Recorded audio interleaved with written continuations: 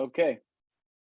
Yeah, working with Chris has been really a great blessing to our church and our ministry from start to finish. Really, when I first spoke with Chris about coming to join us and for a marriage retreat, we had about 300 people, if I remember correctly. Chris was very inquisitive about our group. I mean, I was amazed at how much research Chris did on getting to know our group, even though he's not a part of our church family.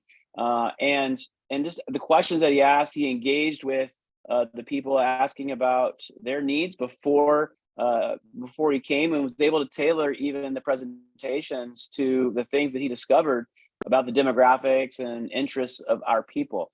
The presentation itself was incredibly engaging. It was an entire day of teaching, but it didn't feel that way. It was entertaining. It was helpful.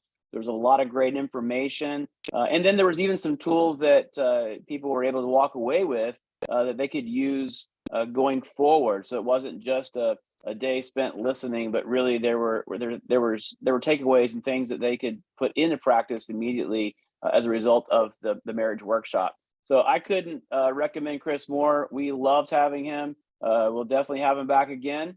And I think that your group would be blessed certainly to have Chris speak.